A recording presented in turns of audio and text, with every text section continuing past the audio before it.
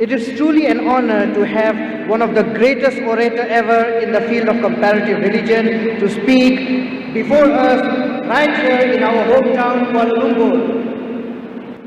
We will now move on to one of the most favorite part, which is the question and answer session, which will be moderated by our own Brother Shahkirit. It is my pleasure to kindly hand over the stage to Brother Shahkirit to moderate the question and answer session.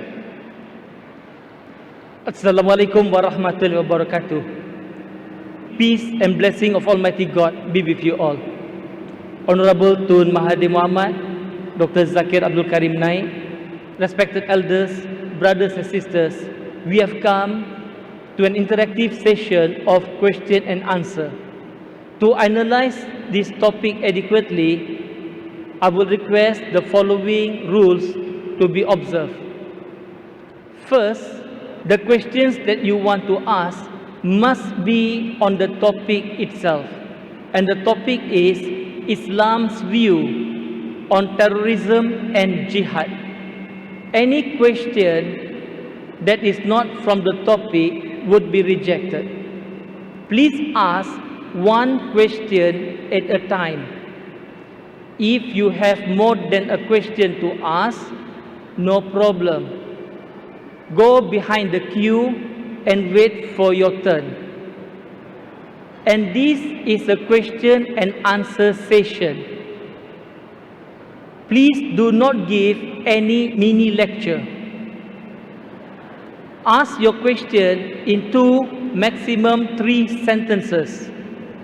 You may take deep breath, never mind, but keep it to 2, maximum 3 sentences. Otherwise, it is a mini lecture. This is a question and answer session. It is not a debate session. Ask question to seek understanding, to seek clarification. Brothers and sisters, priority would be given to our non-Muslim brothers and sisters in the audience to ask first.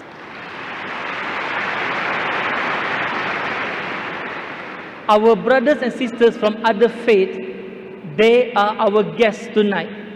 We will give priority to them, preference to them. We will request all brothers and sisters from other faiths to come to the mic and ask your question. We will take questions from our non-Muslim brothers and sisters first.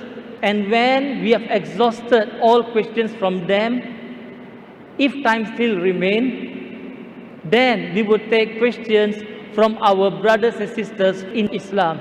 Is that okay? Can we give preference to our brothers and sisters from other religion? Alhamdulillah. We have first mic for the brothers, second mic at the rear for the brothers. For the sisters, we have one mic over here. And we got another mic at the back. Okay, we have 2 mics for the brothers and 2 mics for the sisters. So no one can accuse us of being gender biased. We will take the first question from the brothers. I will call this as mic number 1. And we will go clockwise. The second question will be from the sisters, mic 2. The third question from the sister at the rear, mic 3, and we will come to the brother, mic 4, and we will come back to mic 1 again. And before you pose your question, please state your name and your profession so the speaker can give you a relevant answer. Can we have question from mic 1? Okay. It's good to see you here, Dr. Zakir. My name is Derek, and my profession is actually a tunnel engineer. I'm sorry, Dr. Zakir, my question will be slightly not relevant to terrorism, but I just want to ask you a very brief question.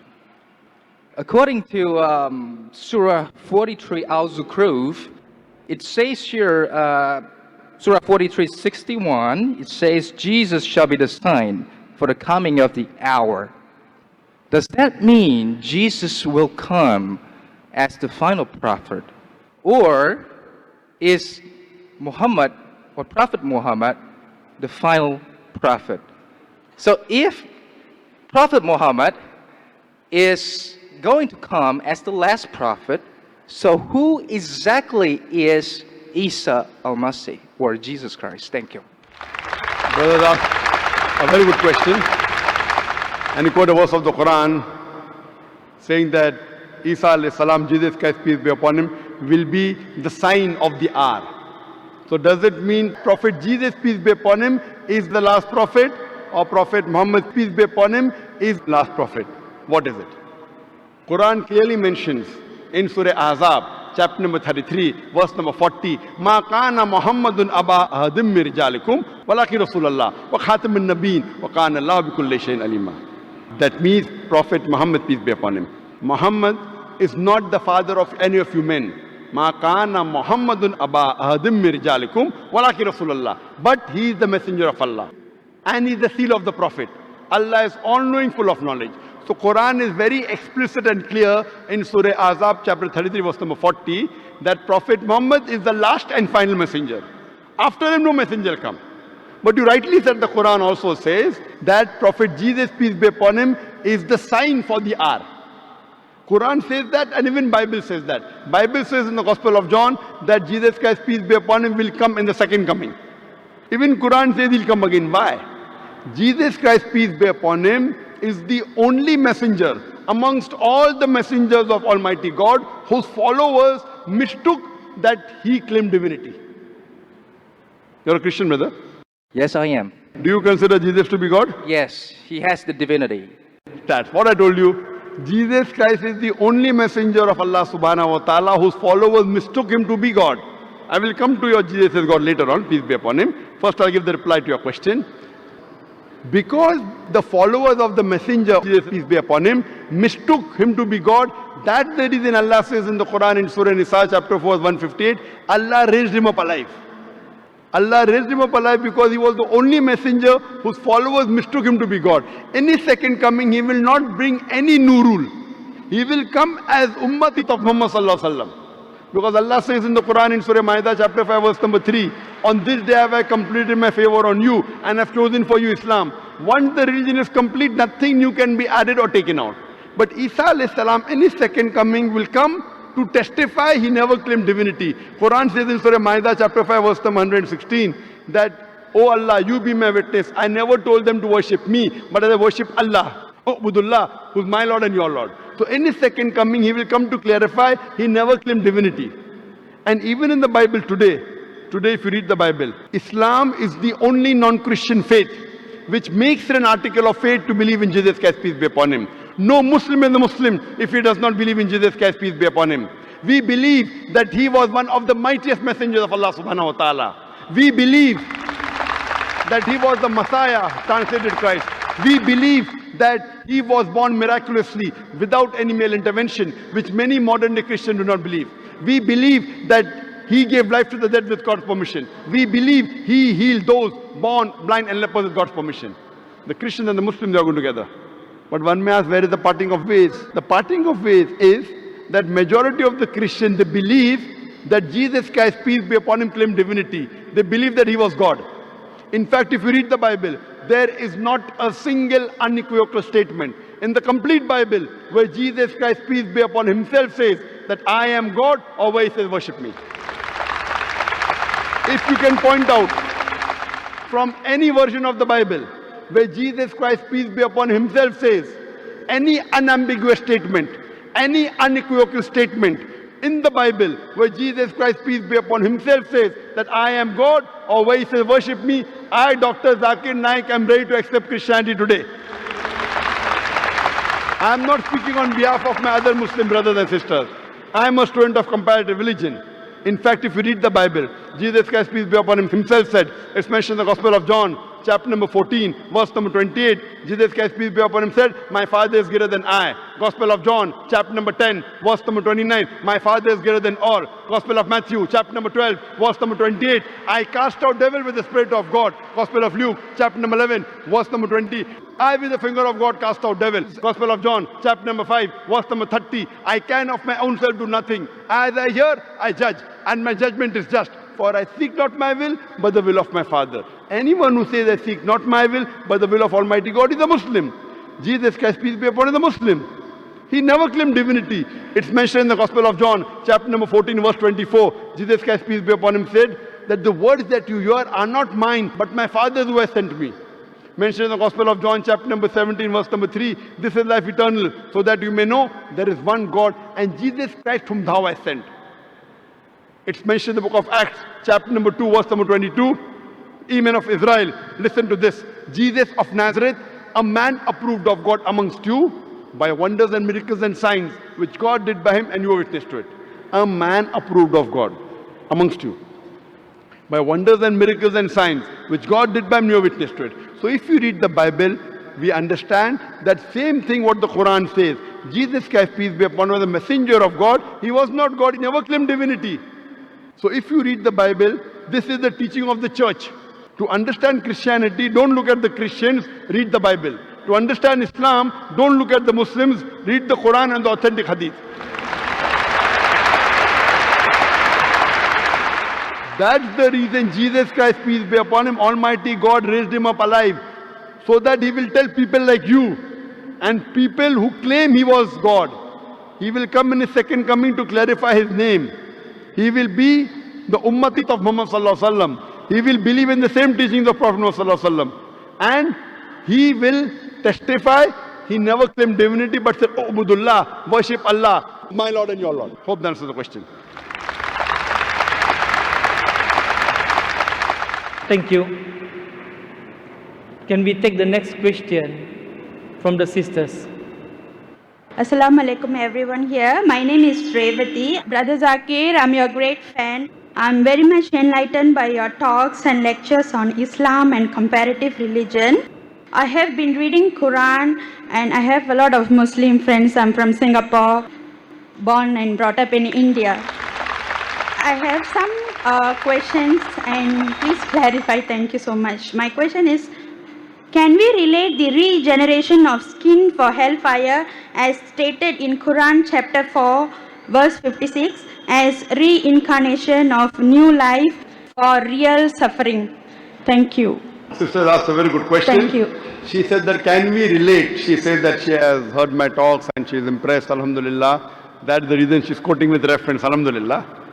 She's saying that the Quran says in Surah Nisa chapter 4 verse 56 that the skin is replaced so that you can feel the pain. Is it similar to reincarnation and a person is born again in this world? Sister, both are different. What Quran says in Surah Nisa chapter 4 verse 56, as to those who reject our signs, we shall cast them in the hellfire, and as often as the skins are roasted, we shall give them fresh skin so that they shall feel the pain. Previously science thought that only brain was responsible for feeling of pain. Today we come to know that in the skin there are pain receptors which are responsible for feeling of pain, which we did not know earlier. Quran says that God will give fresh skin so that they shall feel the pain. Scientifically it is proven. Now for example, Almighty God is just. Quran says in Surah Nisa chapter 4 40, Allah subhanahu wa ta'ala is never unjust in the least degree. That means he's very just. For example, history tells us that Hitler incinerated 6 million Jews. Today, if our law catches Hitler, what punishment can you give? Maximum you can give is kill him. That will take care of one. What about the remaining 5,999,000 people that he has killed? In the Akhirah, in next life, Almighty God says, as to those who reject our signs, we shall cast them in the hellfire. As often as the skins are roasted, we'll give them a fresh skin. If Almighty God wants to incinerate Hitler 6 million times, he can do it. 12 million times he can do it. This is an example of the punishment in the next life. This does not justify about the cycle of rebirth. This cycle of rebirth, sister, if you read in the Vedas, Veda is the most authentic book amongst all the Hindu scriptures. The Veda speaks about Punarjanam. In Rig Ved, volume number 10, Punarjanam. Punar means next, Janam means birth. Even we believe in next birth. Even Quran talks about next life. Once we die, we'll be resurrected on the day of judgment. Same thing Veda says. Punarjanam means next life. But the scholars of Hinduism, they came out with a philosophy known as Samskara. Samskara in Hinduism It is the cycle of birth, rebirth, birth, rebirth, birth, rebirth. This is nowhere mentioned in the Veda. Veda speaks only about next life, which even Quran speaks. But the scholars of Hinduism could not justify how people are born. Some people are born handicapped, some people are born in poor family, some people are born with congenital heart disease. So God cannot be unjust. So to justify the justice of God, they come with a new philosophy called as samskara, cycle of birth, death. Maybe in their previous life, they did some wrong deed, therefore they are born handicapped. This is the philosophy of the Hindu scholars, not of the scripture. Your Vedas are very explicit, punarjanam, next life. Even Quran says, you come in this world. Allah says in the Quran in Surah Mulk, chapter number 67, verse number 2, Alladhi khalaqal mauta wal hayata. It is Allah who has created death and life to test which of you is good indeed. So this world you have only life once. Once you die, Almighty God will resurrect you on the day of judgment. That's what the Vedas say. But the Hindu scholars, they could not explain why some children are born deaf, some dumb, some with heart disease, some in a poor family. Because they could not justify, they came with this philosophy which is not mentioned in the Vedas. Same way if you read Bhagavad Gita. Bhagavad Gita says that how does a soul change body? How does a caterpillar, when he goes to a blade, he jumps onto a new blade? Same way the soul changes into a new body. Doing once we have no problem, but doing multiple times is totally wrong. Now I will give the explanation. What does Islam have to say that? Now you will ask me the question, okay, if the Hindu Pandits are wrong, what is the explanation in Quran? In Islam, as I mentioned, Allah says in Surah Mulk, chapter 16, verse number 2, Alladhi khalaqal mauta wal hayata. It's Almighty God has created death and life to test which of is good indeed. So this life, sister, is the test for the hereafter. Every year when you appear for the examination, the test paper keeps on changing, right or wrong? You can't have the same paper. Similarly, Almighty God tests different people in different ways. The Quran says your children are a test for you. Quran says your wealth is a test for you. So Almighty God makes some human beings born poor, some rich. For the rich people, they have to give zakat. In Islam, every rich person who has a saving of more than 85 grams of gold, he or she should give 2.5% of that saving every lunar year in charity called as zakat. Poor man, there is no zakat. He gets 100 out of 100 marks in zakat. The rich man, if he doesn't give zakat, he'll get 0. If he gives half zakat, he'll get 50%. We say, Arey, garib hai, arey, poor man. That poor man is good, in Akhirah is passing. So poverty is a test, wealth is a test. Whether do you follow the commandment of Almighty God? The Quran says even your children are a test. Maybe there's a couple who's very pious. To that couple is born a baby who has congenital heart disease. That baby has done no sin. Quran says every child is born as a masoom. Every child is born sinless. It is a test for the parents. That do the parents yet have faith in Almighty God? If the parent has less faith, he will start complaining, what type of God is this? I have prayed so much, yet he is giving me a child with handicap. A good Muslim, he will say, Alhamdulillah, praise be to Allah. He will accept it. He will not complain. Maybe God wants to give that parent higher degree. If you pass your bachelor's in arts, easy test, you get bachelor's degree. But if you pass MBBS, you get doctor in front of your name. But to pass MBBS is difficult. So maybe Almighty God wants to give that parents a higher degree in Jannah. Even if they pray 5 times, now God wants to test them by giving them a child which is handicapped. To see whether the parents yet have faith in God or not. If they pass the test, they get a higher degree in Jannah. So the wealth, poverty, health, disease is a test. It is nothing to do with your previous life. That is the theory of the Pandits, not of Vedas. So Veda is the same thing what Quran is talking about. You come in this world once, then you have next life, Punarjanam. But not death, birth, death, birth. This is not part of Veda. Hope that answers the question, sister. Sister, do you believe there is one God? I believe that there is one God and Prophet is a final messenger. Thank you. MashaAllah. Do you believe idol worship is wrong? No, I'm not doing idol worship for the past 9 MashaAllah. years. And, If and you- I would like to take Shahada with my children in Singapore later. Thank you so much.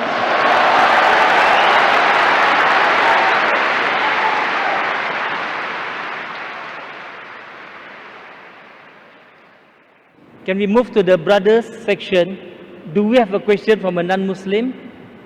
Hi, I have a question, very simple and short. How Islam define love, and what is love? You have asked the question that how does Islam define love and what is love? Love, brother, is the care and the craving for one for another.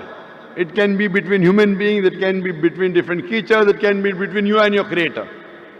And it's clearly mentioned, it says that Allah is the one who loves in the Quran in two places. So love is a craving and the affection between two creatures, between two human beings, can be between you and your creator. And Allah says in the Quran in Surah Rum, chapter number 30, verse number 21, that amongst His signs, He has created for you mates amongst yourselves so that you may dwell with them in tranquility. Allah says that He has created for you mates, spouses, wife and husband, so that you may dwell with each other in tranquility. So Almighty God has put love between the hearts. Almighty God says He has put love between the hearts of the husband and wife, so that you may dwell with each other in tranquility. That means you care for each other. If she gets hurt, you are hurt. If she is happy, you are happy. So all this is love. And therefore God says that He has put this love between the man and the woman, between the husband and wife. Hope that answers the question. Thank you.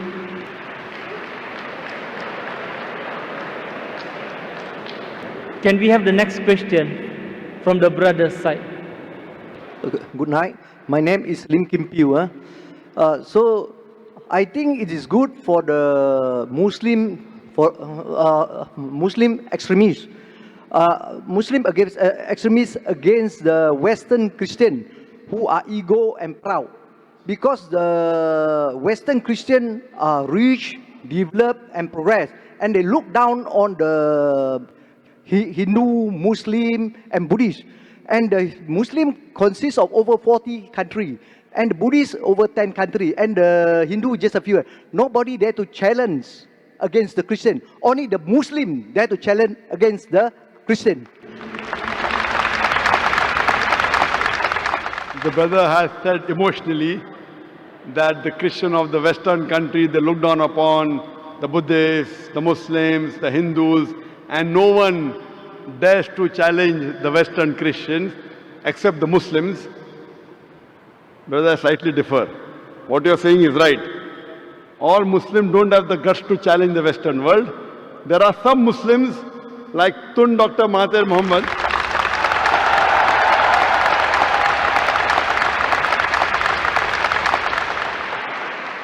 all the Muslims don't have the guts. And I am a person who is not very much in favor of politicians. There are very few politicians who I respect, and one of them is Tun Dr. Mahathir Mohamad. And I remember when I met him the first time several years back in Abu Dhabi, we were discussing, and he said that if the Muslims, if the Arabs stop dealing in dollars, America will come on its knees immediately.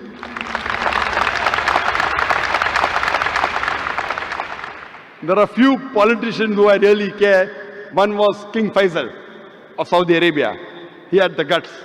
I remember when you read his biography that when oil was discovered, he said, let's have the meeting in the desert. And that time when they pressurized the Muslims, King Faisal said that we are Badus, we are Bedouin, we are Arabs, we can go back to the desert. What will happen to you when we stop giving you oil? And I believe one of the sayings of Dr. Tun Mahathir Mohamad was that if he had the control of the oil, what the Arabs had, he would have ruled the world.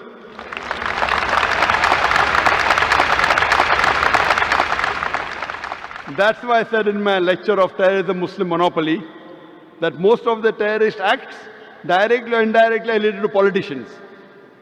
They try and create the vote bank. They create all these problems. In Islam, we do not believe that we should look down upon one another based on caste, color or creed.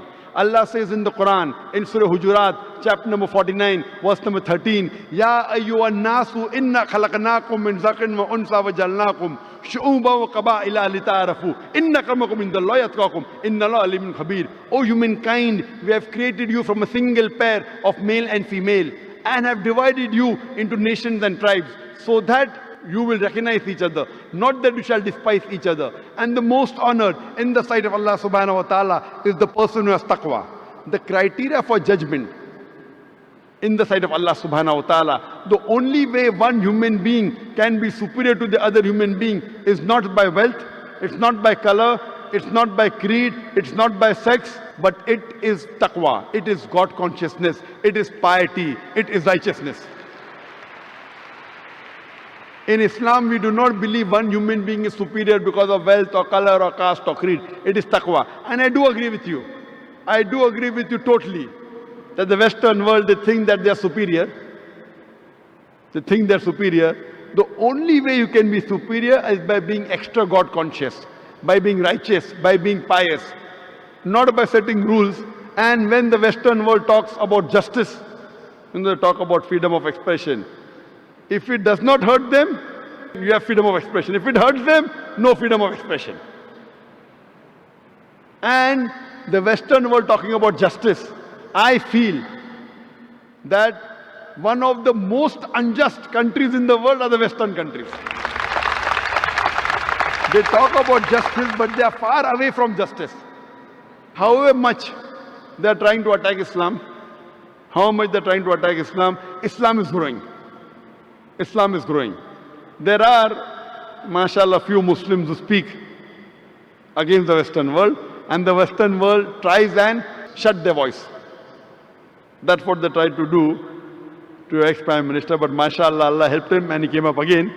We know the history. And that's what they do, that those Muslims who speak the truth, because of my being very vocal and speaking the truth, the Western world doesn't like me speaking the truth. I'd like to give an example.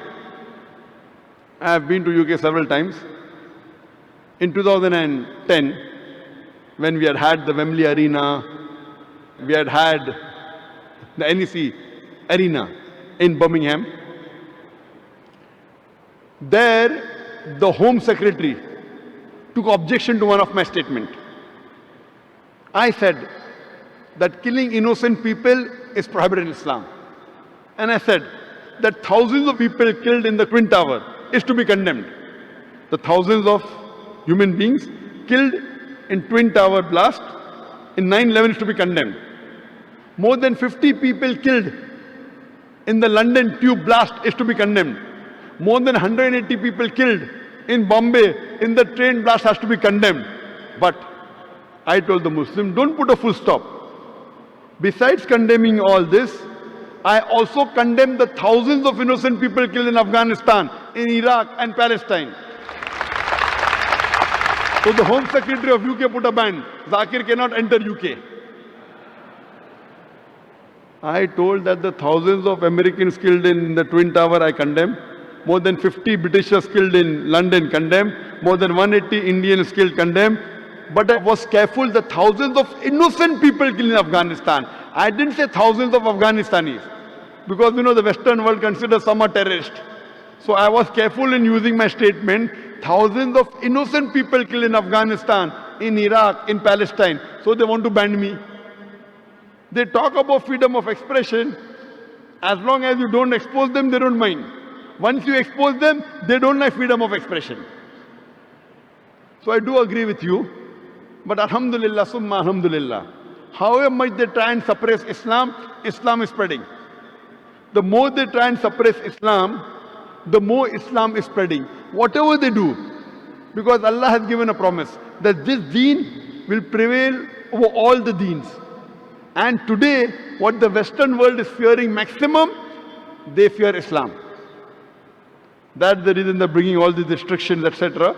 But what they do, inshallah, we believe in the commandment of Allah subhanahu wa ta'ala that Islam will spread and is bound to spread.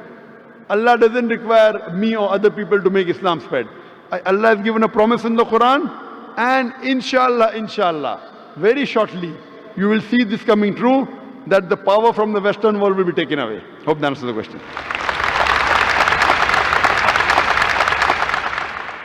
Thank you.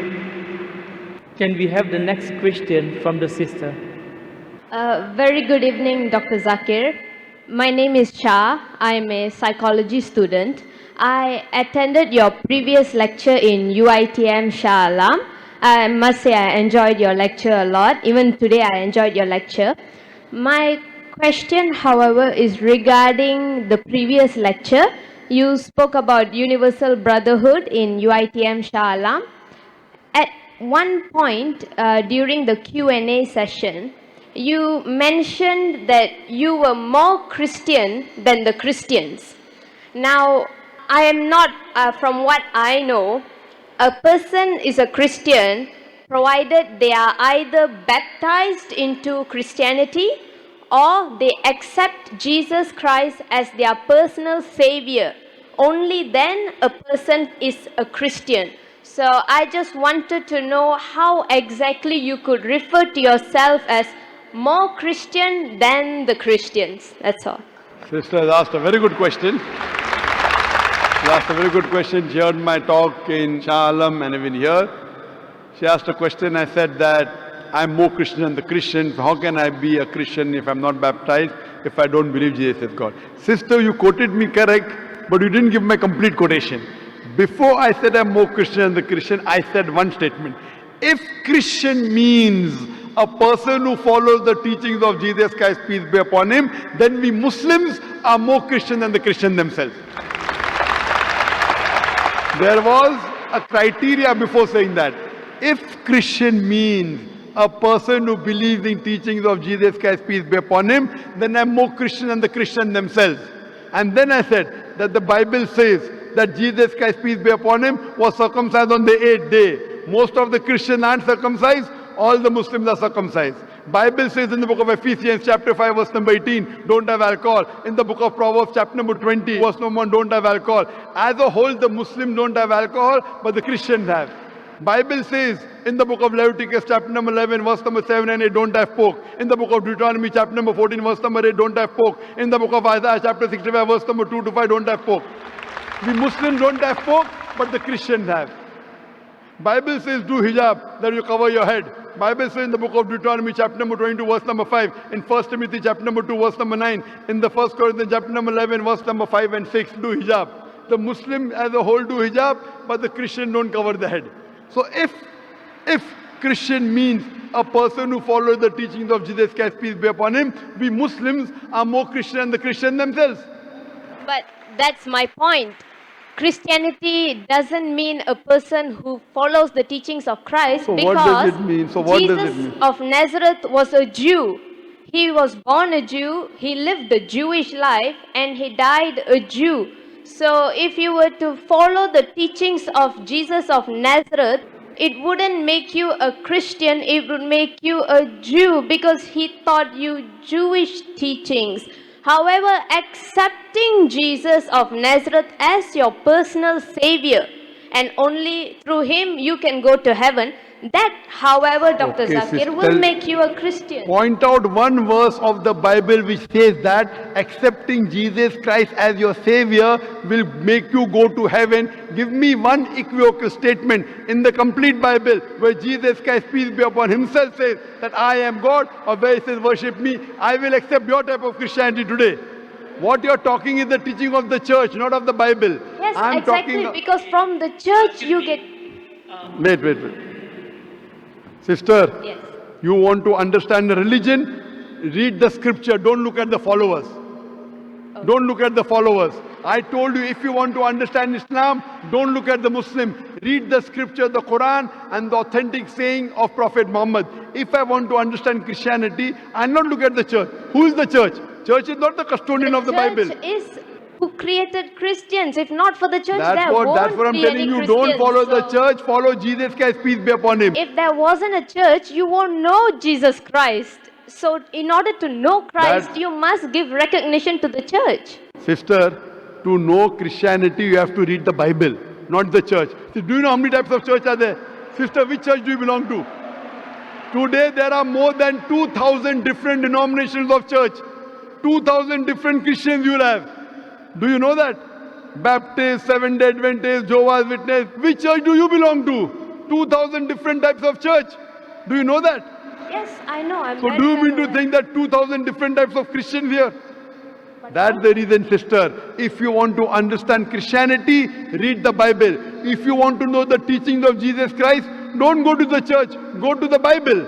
There is not a single unequivocal statement in the complete Bible where Jesus Christ, peace be upon himself, says that I am God, or where he says worship me. So when Jesus Christ did not say, if you believe Jesus Christ to be the highest authority, which I consider him to be a messenger, messenger is far superior than the church. There is not a single unequivocal statement in the complete Bible where Jesus Christ, peace be upon him, himself says that I am God, or where he says worship me. Because of this attitude of yours, there are 2,000 different churches and there are 2,000 different types of Christianity. Which Christianity will you follow? If you want to follow Islam, read the Quran and the authentic hadith of Muhammad sallallahu alaihi wasallam. If you want to follow Hinduism, read the Vedas and the Upanishads. If you want to be a Christian, read the Bible. If you read all these scriptures, you will come closer to one true God. That God which has got no image. That God with only one God, doesn't have any children, doesn't have any parents. And Jesus Christ, peace be upon him, said in the Gospel of John, chapter number 16, verse number 12 to 14, I have many things to say unto you, but ye cannot bear them now. For he, when the Spirit of truth shall come, he shall guide you unto all truth. He shall not speak of himself. All that here shall he say, he shall glorify me. Here Jesus Christ, peace be upon him, is talking about the last and final messenger, Prophet Muhammad, to come. Peace be upon him. So he's telling all of you that follow the last and final messenger, but you don't want to follow. Because if everyone follows the last and final messenger, who will follow the church? Jesus Christ never said follow the church. Which verse of the Bible says that? Which verse of the Bible? So what you have to realize, read the teachings of Jesus Christ, peace be upon him. Anyone who tries and takes you away from Jesus Christ, peace be upon him, he's not good. That's the reason I said that if Christian means a person who follows the teachings of Jesus Christ, peace be upon him, I'm more Christian than the Christians themselves. Jesus Christ was circumcised, I'm circumcised. What has the church got to do in between that now? Jesus Christ has said you follow all the commandments in the Old Testament. Old Testament said don't have pork, yet the church says have pork. Who will you follow? Who is superior, Jesus Christ or the church? That's the reason to understand any religion, read the scripture, you will come closer to that religion.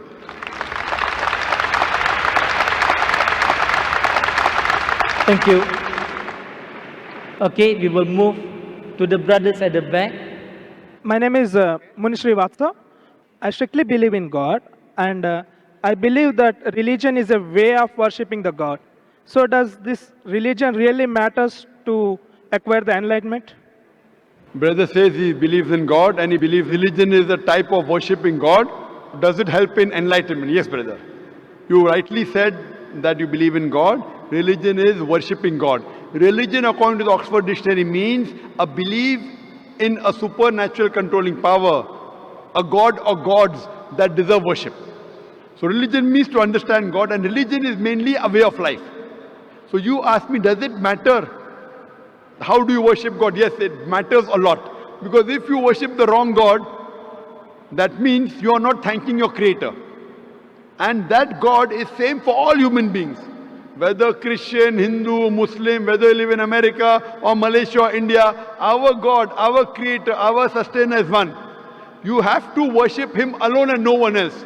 If you worship a false God, then you will not be thanking the Creator. Therefore, it's very important to identify who is the Creator, who is our Sustainer, and worship Him alone and no one else. If you worship a false God, then you won't be thanking your Creator and you will not be fulfilling your duty as a good human being. Hope that answers the question, brother. Thank you. Thank you. Can we have the next question from the brother, please? My CK Chong I don't know the English. My friend transfers 我有第一件事讲，如果你们是你们的 Muslim 的 Bible 先的话，还是我们基督教的 Bible 先？如果有你们的先的话，我们就跟你们一起信 Muslim。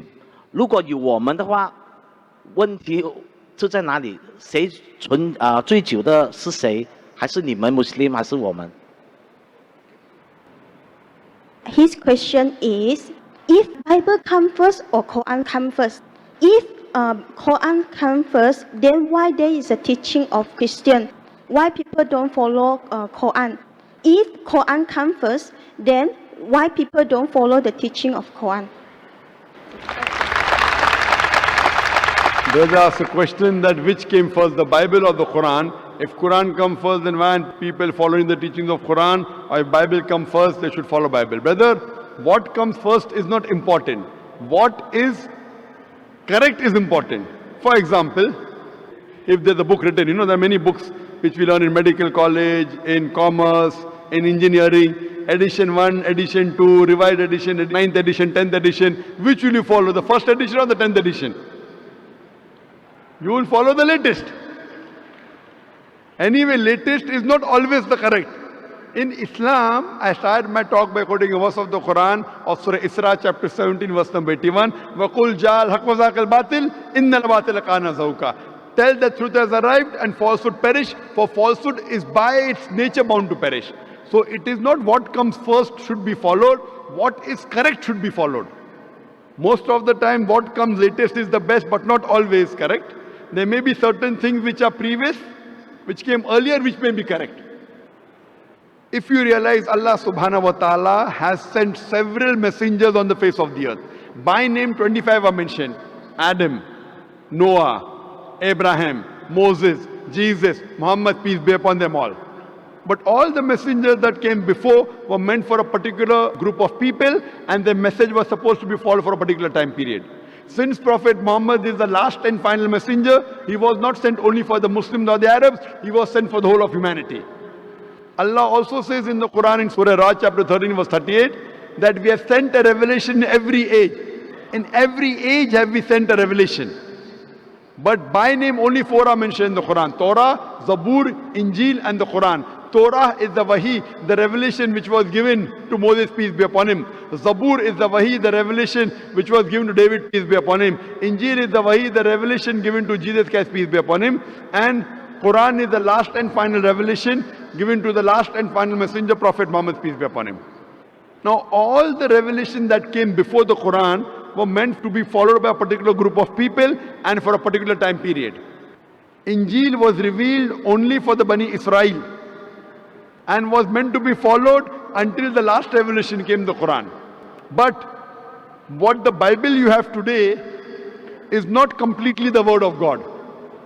All the revelation that came before the Quran, because they were time bound, Almighty God did not think it fit to preserve it. Today the Bible that we have, according to the scholars of the Bible, they say that this is a mixture. It contains the word of God, it contains the word of prophets, it even contains history. I'm sorry to say it even contains pornography. It's a mixture. The complete Bible, it contains contradictions. There are many scientific errors in the Bible. So you can't attribute all this to God. But whatever matches with the Quran, we Muslims have got no objection in accepting that portion of the Bible to be the word of God. Today, if we analyze, that's the reason Allah says in the Quran, since Quran was the last and final revelation, all the previous revelation were only sent for those people. Like Jesus Christ, peace be upon him, the Quran says in Surah Al-Imran chapter 3 verse 49, he was sent only for Bani Israel. If you read the Bible says in the Gospel of Matthew chapter number 10 verse number 5 and 6, he tells the apostles, go ye not into the way of the Gentiles. Who are the Gentiles? The non-Jews. Enter ye not into the city of the Samaritans, but rather go to the house of the lost sheep of Israel. So Jesus Christ tells his apostles, only go to the Jews, don't go to non-Jews, don't go to Hindus, don't go to Muslim. Jesus Christ himself says in the Gospel of Matthew chapter number 15 verse number 24, I have not been sent but to the house of the lost sheep of Israel. So Jesus Christ was only sent for the Jews. Musa alayhi salam, Moses, peace be upon, only sent for the Jews. But since Prophet Muhammad was the last and final messenger, he was not sent only for the Muslims or the Arabs. Allah says in Surah Anbiya, chapter number 21, verse number 107, وَمَا أَرْسَلْنَاكَ إِلَّا رَحْمَةً لِلْعَالَمِينَ, that we have sent thee not but as a mercy to all the worlds, to all the creatures, to all the human beings. And the Quran, because it was the last and final revelation, all the other previous revelation was sent only for a particular group of people and for a particular time period. Quran, because it was the last and final revelation, it was not sent only for the Muslims or only for the Malay or only for the Arabs. It was sent for the whole humanity. Quran says in Surah Ibrahim chapter 14 verse number 1, Surah Ibrahim chapter 14 verse number 52, in Surah Baqarah chapter 2 verse number 185, and Surah Zumur chapter 39 verse 41, that the Quran was sent for the whole of humankind. And because it was the last and final revelation, Allah says in Surah Hijr, chapter number 15, verse number 9, that we have revealed the Quran and we shall guard it from corruption. So Quran is the only religious scripture on the face of the earth which is pure. All the other scriptures, by the passage of time, they have got corrupted. And I proved this in my talk day for yesterday in Kuantan. Quran and modern science. If you apply the test of science, all the scriptures will fail except the Quran. Therefore, Quran is the only book which is authentic. And whatever Quran says, even the other scriptures, even after they have changed, the Bible, the other scriptures, yet there is remnants of the basic true message that God is one, He has got no image, He has got no idol. And the last and final messenger in all the scripture, whether it be the Bible, whether the Buddhist scripture, Dhammapad, whether Hindu scripture, Vedas, it says that the last and final messenger is Prophet Muhammad, peace be upon him. So even what my thing is to all the human beings, I say at least agree that one book is 100% the word of God. So Christian would say, I wouldn't mind believing Bible to be the word of God. The Hindu would say, I wouldn't mind believing Veda to be the word of God. The Muslim will say, I wouldn't mind believing Quran to be the word of God. Then I tell, let us agree to follow what is common in all these scriptures. And when we do a comparative study, we come to know that all the religious scriptures say that there is one God. He has got no image, He has got no idol, He has got no parents, He has got no children. All the scriptures say, the Bible, the Vedas, the Dhammapad, the Parsi scriptures, that the last and final messenger is Prophet Muhammad, peace be upon him. So if we do a comparative study and follow the commonalities, we come to know that we have to believe in one God and the last and final messenger, Prophet Muhammad, peace be upon him. Hope that answers the question. Thank you. Can we have the next question from a non-Muslim sister from this mic? Assalamu alaikum, Dr. Naik.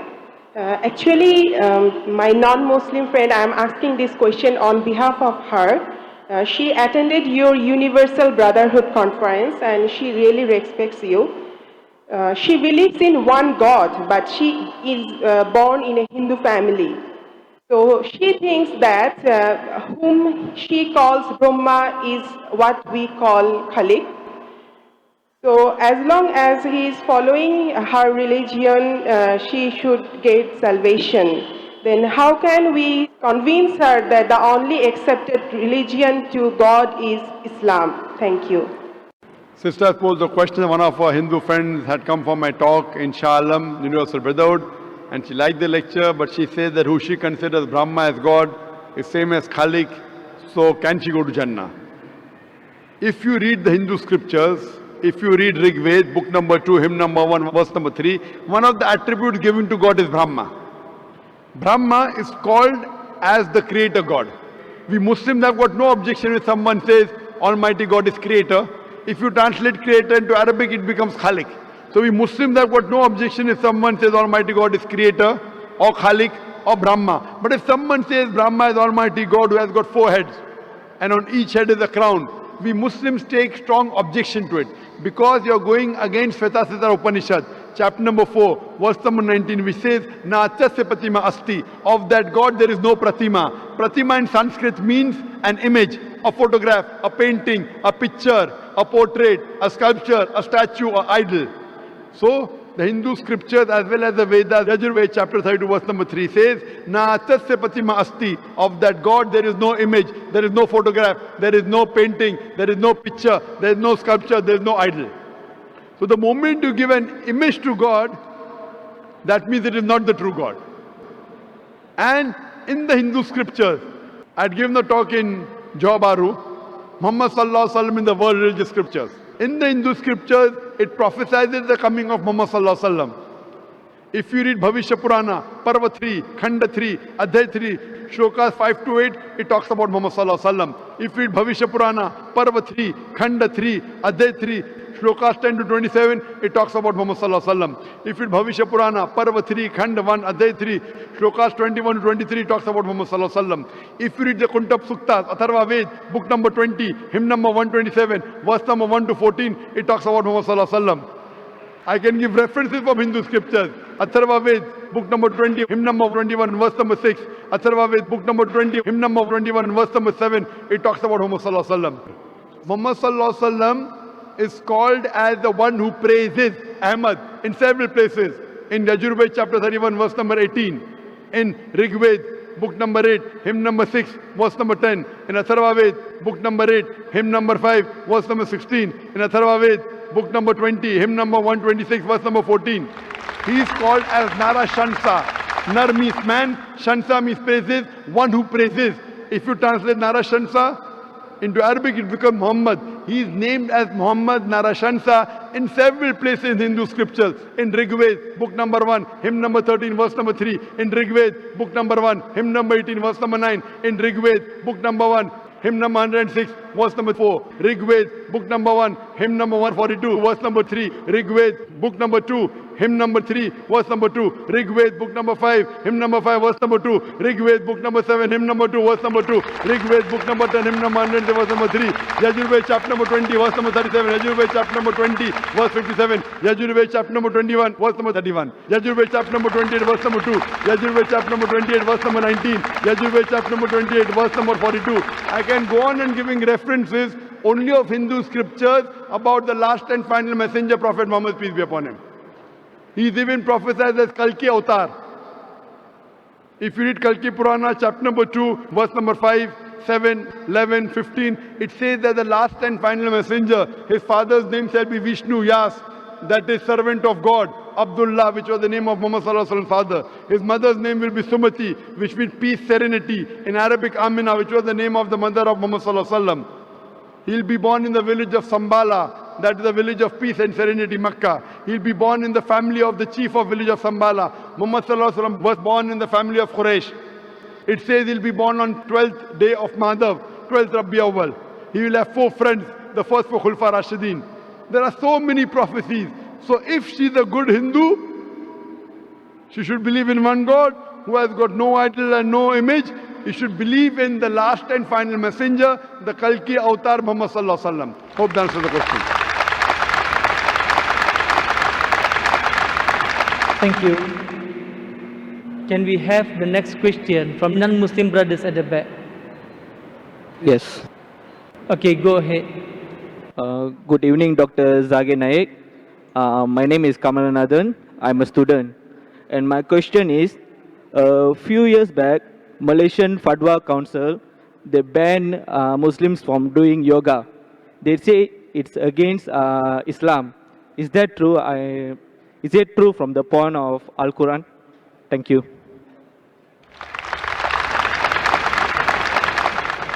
Brother asked the question that some council in Malaysia banned Muslims from doing yoga because it's against Islam. Brother asking that is it against the Quran? Brother, yoga is a form of exercise which is derived from various places, including the Vedas. And in yoga you may say things, for example, I'm aware of something, I'm not an expert in yoga, but I'm aware that in yoga you may have to say certain things like Om and narrate and chant certain things. All these things may lead to shirk. It may lead to shirk. That means you're calling somebody else as the creator besides Allah subhanahu wa ta'ala. In Islam, as I mentioned in my talk, according to Surah Nisa chapter 4 verse 48 and Surah Nisa chapter 4 verse 116, Allah will forgive any sin, but the sin of shirk He'll never forgive. Shirk is associating partners with God. So if you associate anyone else with God, call anyone else God besides the true God Allah, then it is shirk. So these things many a times lead to shirk. So I do agree with the Malaysian Council that they banned Muslims from doing yoga. Thank you. Can we have the next question from the brother? Hallelujah. I can ask for some question with you. Before I thankful Dr. Tun Mahathir because very nice opening the program. And also my High Commission Pakistan is here. And also I really respected. I am from Pakistan, Christian. My name is Yusuf Masih. And I want to talk with you Hindi and own language. क्या ना नहीं आप दोनों में अगर हिंदी बात करें तो बेहतर हो जाएगा. I can understand Hindi, but all this audience majority will not. There are very few Pakistanis and Indians here. So if you can't speak English, speak in English. I have a lot of questions. Ask one question which is the most important. But I want to ask with our language easy for me and easy for you. Okay, you ask in Hindi and I Because translate into English. Just now one sister asked you some question. You ask in Hindi, I will translate in English. Yes, brother. Okay. मेरा पहला सवाल ये है कि मैं पाकिस्तान के स्कूलों में पढ़ता रहा हूँ और सलामियात दुनियात सब कुछ पढ़ा मैंने. ठीक है, वहाँ पर हमारे टीचर थे कारी करामत साहब, तो अभी फोत हो गए, खुदा उनको जन्नत नसीब करे. तो वहाँ किताबों में लिखा है कि नबी मोहम्मद सब नबियों के नूर हैं. ठीक है. दूसरी तरफ आपने काफ़ी प्रोग्राम आपने देखे हैं मैंने आपके, तो आपने हमेशा लफ्ज़ इस्तेमाल किया हसाई. हम हसाई नहीं हैं. ठीक है. बाइबल में आपने पढ़ा होगा, बाइबल में आपको लफ्ज़ हसाई कभी नहीं मिलेगा. ठीक है, ये आपने नाम दिया है. दूसरा आप देखें जलाली, किस नबी की पैदाइश जो जलाली है. भाई साहब, कोऑर्डिनेटर ने कहा कि सवाल 2 या 3 सेंटेंसेस में करो, उससे ज़्यादा करेंगे तो स्पीच हो जाएगा. आपका सवाल क्या, आप सवाल कीजिए, मैं जवाब दूंगा. 2 या 3 सेंटेंसेस में आप सवाल कीजिए. और मैं भी आपकी तरफ बढ़ना चाहता हूँ ना. तो आप क्या कीजिए, हॉल हायर करो और पेपर में इश्तिहार दो कि मैं तकरीर करने वाला हूँ, जो आने के आएगा. वही ना. तो आज आपकी तकरीर सुनने के लिए लोग ने आए, तो ये सवाल जवाब का सेशन है. आप सवाल पीछे 2 या 3 सेंटेंसेस में बस. आप ये बता दें इन दोनों नबियों में जलाली पैदाइश दोनों में किसकी थी. कौन से 2 नबी में से. नबी मोहम्मद और यसू अल मसीह में.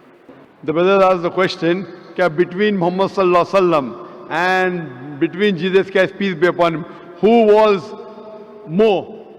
Jalali can be translated into Jalali का आपको ये बोलो who is better. No, glory कह लें. Glorious.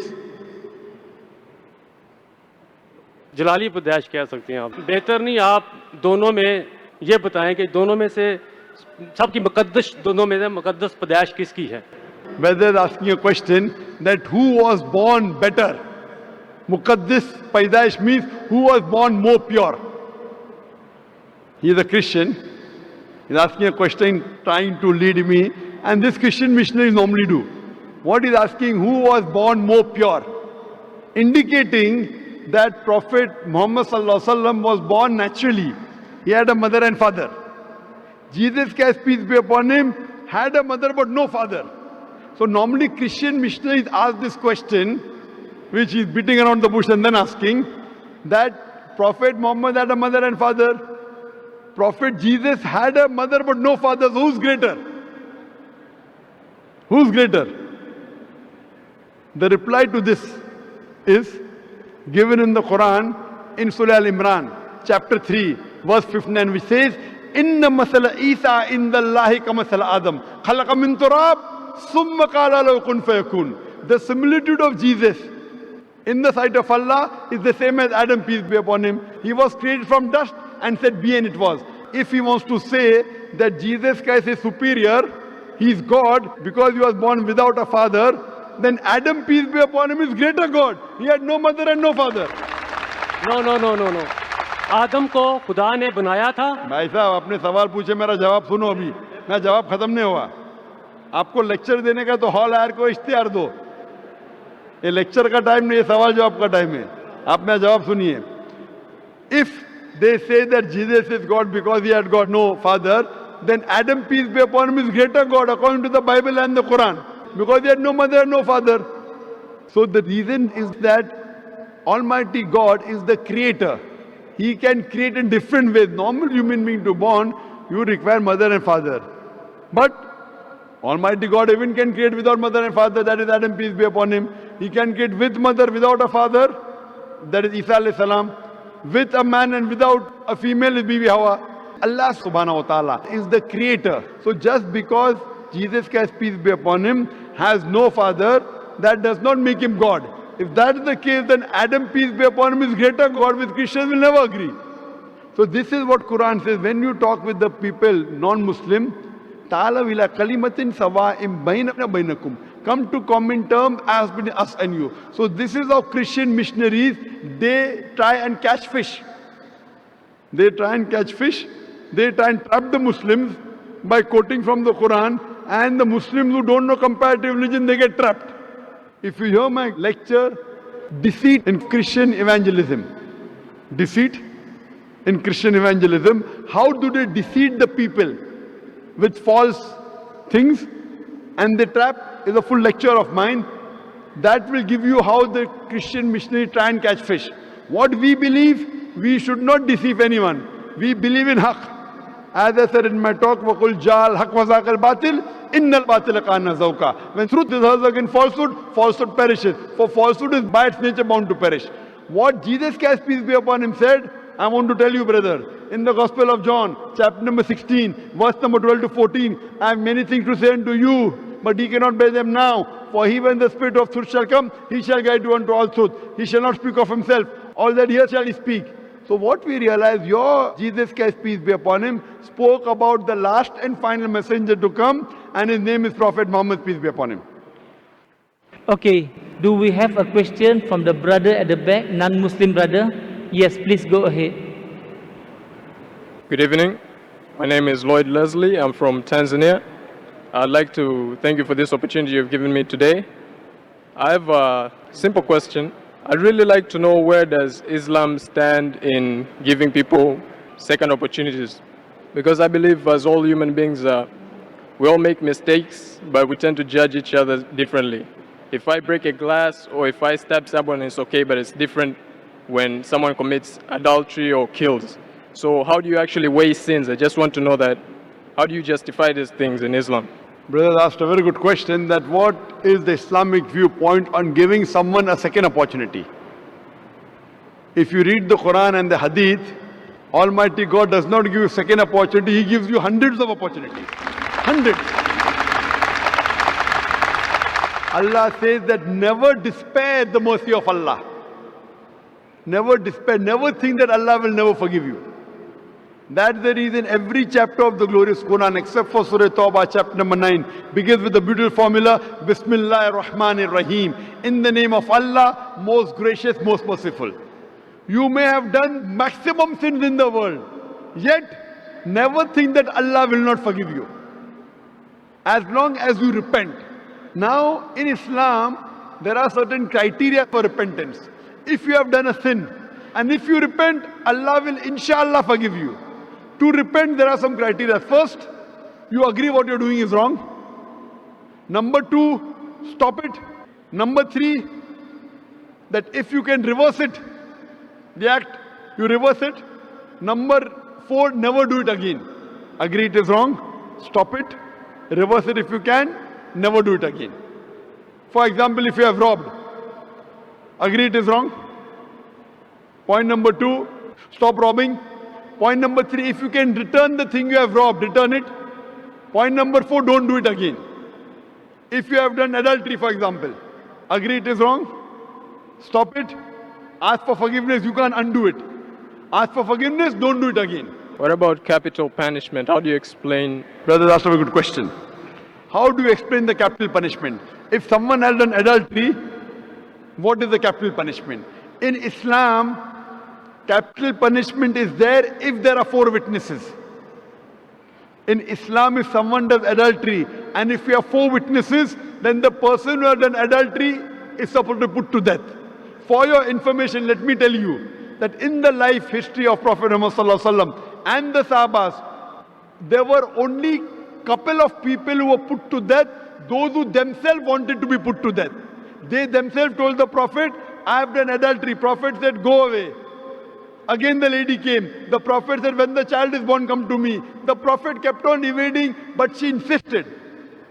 Then when she insisted, then the Prophet said, okay, stone her to death. And when she died, one of the Muslims cursed her. So the Prophet said the forgiveness that she has asked for, even if you distribute in the whole city of Medina, yet it will be more. That means she wanted to be punished so that she will go to Jannah. There is not a single case in the hadith of Muhammad sallallahu alaihi wasallam where a person was put to death because of 4 witnesses. There were few cases, all of them volunteered to be killed. That means even today, even in Saudi Arabia, I don't know of any case where a person is put to death because of adultery, because of 4 witnesses. Unless the person himself or herself comes and tells, I have done adultery, put me to death. That means don't do adultery in public. It's a big sin. It's a major sin. It's the 10th major sin in Islam. But if you do adultery, it is between you and Allah. You ask for forgiveness, don't do it again, Allah will forgive you. Again you do adultery, again ask for forgiveness, and you repent, Allah will forgive you. The capital punishment only comes in the case where you do it publicly, and if there are 4 witnesses who give witness, that means don't spoil the society. If you are doing hidingly, it's a sin. Don't do it, but you are doing alone. So all the punishments have got certain clauses in Islam. And Allah says that even if you have done a sin as much as a mountain, ask for forgiveness, Allah will forgive you. So in Islam, Allah is the God who is most merciful, most gracious, most benevolent. Whatever sins you have, you ask for forgiveness, Allah will forgive you. You change your lifestyle, repent correctly, and inshallah you'll go to paradise. Hope that answers the question. Thank you very much. Thank you. Can we have the next question from the mic over here? Thank you once again, Brother Dr. Zakir Naik, the organizers and everyone present here today. First of all, allow me to just clarify my sharing on the last question I asked during the ITM. I just want to assure everyone that I come with good intentions, and I'm quite sad and disappointed that some. Brother, as the rule was mentioned, 2 or 3 sentences. We don't want you to repeat what you did in Inshallah.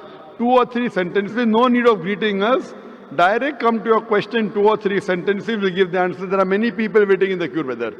So Okay. see to it that don't do what you did in Inshallah. Ask a question in 2 or 3 sentences, forget the surrounding. It's my field answering question answer session. 2 or 3 sentences, ask your question, Inshallah, I'll answer fast. Yes, brother. I just want to, this is not a question, I just want to share another viewpoint regards the Ali Kitab. Brother, this is a question answer time. If you have a question, pose the question. That will be appreciated. I say this because, very interestingly, because Malaysia also follow the schools of Imam Shafi'i. And actually, Imam Shafi'i actually goes for the more open interpretations of the Ali Kitab, as opposed to some schools and jurists that only limit it to the Jews and Christians. Actually, it's based on the scrolls of Abraham, the Psalms of David, Quran verse chapter 87, verse 19. And I hear a commentary by Professor Kamali in this book, Common Grounds Between Islam and Buddhism, which I will present it to you afterwards. Brother, I told you last time, Imam Shafi wrote the book Al-Umm. Get me reference from that, I will believe. You are getting a book somebody else wrote. For me, when I quote you Quran directly and read from the Quran, if you read from a book somebody else has written, that doesn't carry weight for me. For me, if you want to quote Imam Shafi, he had Jadid and Qadim. I have read that book. Quote me from that book. Don't quote me from a book somebody else has written. It's not correct. It's not verified. You are doing the same thing what it is Inshallah. If you want to quote Imam Shafi, quote from his book Al-Umm. Not from the book you are holding. The book you are holding is not Al-Umm. You go to the library, get the book of Al-Umm, get the translation, quote from that, I'll believe in you. Do we have a question from the brothers' mic at the back? Okay, go ahead. Hi, I have a question. How Islam see if a person is without religion, but he is happy and satisfied to his life? Logically, we can believe that a happy person will not easy to getting a criminal. The brother has said that if a person is happy in life, he will not become criminal. Many criminals become happy. So I disagree with your philosophy. There is no philosophy that a person who's happy in life will not become criminal. A person becomes a criminal and yet happy. As far as the basic question is, what does Islam have to say about if a person who does not believe in religion? What is the definition of religion is important. Everyone has certain way of life. Religion by definition means a way of life. Everyone has certain way of life. He may not believe in God, that's different. But everyone has a certain way of life. And that way of life, if it matches with the Quran, it is correct. We have to follow the way of life as prescribed by our Creator, Allah subhanahu wa ta'ala. Quran says in Surah Al-Imran, chapter 3, verse number 19, Inna dina indallahi al-Islam. The only religion, the only way of life accepted in the sight of Allah is Islam. Islam means submitting your will to Almighty God and following the commandments in the Quran. This is the only way that you can acquire peace, by submitting your will to Almighty God. And Allah says in the Quran in Surah Imran chapter 3 verse 85, if you desire and practice any other religion besides Islam, it will never be accepted of you, and in the hereafter you'd be among the losers. Hope that answers the question. Thank you. Can we have the next question from the mic in front? My name is Chandran. Good evening, Dr. Tun Mahathir. How are you, sir? And Dr. Zakir, how are you, sir? I have deep respect for you. I've heard you in the YouTube many a times, and I know who you are, sir. Okay. You said about the ratio of conversion. Dr. Zakir said India was ruled by Muslims for 1,000 years. And India is still Hindu. America and Europe may become Muslim countries because of you. But 1,000 Zakir Naik. Naik means up in Malay, you know? Or 1,000 years from now, Hinduism will not turun, but will Naik. For now, India will be Hindu. For even for 1,000 more years. Even if the world is broken, up tomorrow, a Hindu will pray Namah Shivaya. Thank you, sir. The brother asked the question that I said America, many people accepting Islam, and if Muslims ruled India for 1,000 years, yet 80% are Hindus. Naik means up. That was trying to prove that Islam wasn't spread by the sword. That answer I give in context, that if Islam was spread by the sword, then the Muslims, when they ruled India for 1,000 years, they would have forced everyone to become Muslim. They did not do that. Regarding Hindu, brother, Hindu is a geographical definition for a person living in India. By definition, I am a Hindu. Hindu is a geographical definition, and I will remain a Hindu. It is not a religious definition. According to Pandit Jawaharlal Nehru, the word Hindu did not appear in any of the Indian literatures until the Arabs came to India. This word Hindu was given by the Arabs. Hindu means living in the land of India. Even today when I go to Gulf countries, Saudi Arabia, they call me Hindi. Hindi means Indian. So Hindu is not a religious definition. It's a misnomer. Therefore, Swami Vivekananda said that Hinduism is a misnomer. They should be called as Vedantist. So if you say Hindu, yes, India will be there, inshallah. And I'm proud to be an Indian. And the people living in India are called Hindu. It's a geographical definition. It is not a religious definition. Nowhere will you find in the Vedas or Upanishad the word Hindu. It all came after the Arabs gave this word. The right word should be Sanatar Dharma or should be Vedantist. So this word is a misnomer. So geographically I am a Hindu because I live in India and it will remain there. But as far as the religion, the fastest growing religion throughout the world today is Islam, not only in the Western world, even in the Eastern world. Throughout the world today, the fastest growing religion in the world is Islam. And inshallah, this religion will keep on spreading, as you said, Nike going on top. I know that. Someone told me that. And in Sanskrit, Naik means a mujahid. It means a hero and means a mujahid. One should strive and I am a mujahid. Hope that answers the question. Thank you. Can we have the next question from the sister? I have a question here from a non-Muslim sister, but she's not, she don't want to come in front. Okay, we will accept here once.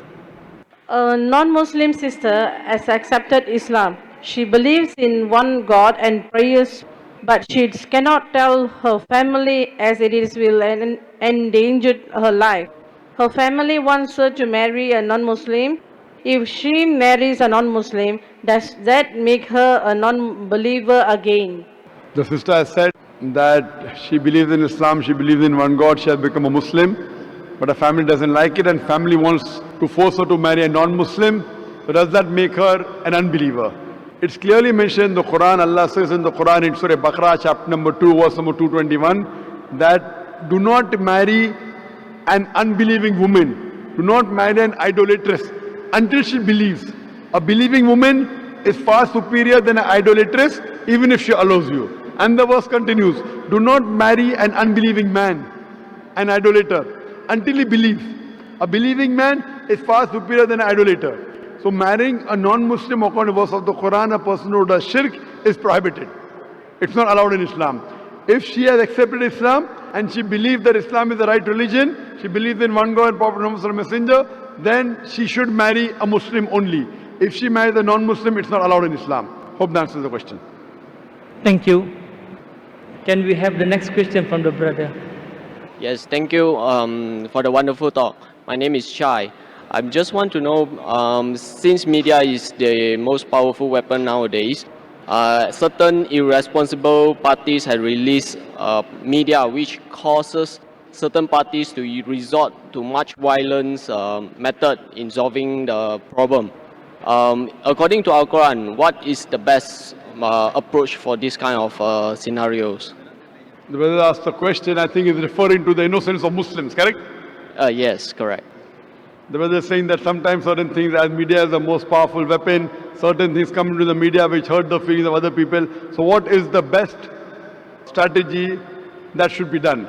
Brother is talking about a movie that was released a few weeks before, Innocence of Muslim, which has caused turmoil in the Muslim Ummah, a hue and cry. And I have given a reply that how Muslims should behave. Normally what happens that whenever such issues come, it's common for the Western world to bring out things which are against Islam. We had the case of Salman Rushdie wrote satanic verses, Taslima Nasreen wrote Lajja, then we had the Danish cartoon, now we have Innocence of Muslims. See, normally when such things come, almost all the Muslims jump into the agitation. Number one, what happens is that if Muslims are doing certain productive activity, for example, one person is doing some 100 points of activity, I am doing 100 points, he is doing 100 points. When such things happen, everyone jumps into it and we stop our normal activity. Maybe from 100 goes to 0.5. And we all jump into these things. Muslims are emotional, that is good, mashallah. But what happens, the growth of activity stops. What I suggest, there should be specialized organizations to deal with such issues. How today the aid of specialization, we have heart specialists, brain specialists, kidney specialists. We should have specialized Muslim organization to deal with these issues so that the other Muslims can continue with their normal routine activity of spreading Islam and not stop the growth. For this, I suggested 6 strategies. Number one, what I suggest is there should be a battery of international lawyers. The best lawyers from different parts of the world, maybe the best lawyers from Malaysia, from Muslim Gulf countries, maybe from India, maybe Sri Lanka, from different parts of the world, maybe best lawyers from UK, from USA. Whenever such things happen, we should file a case in the International Court of Law.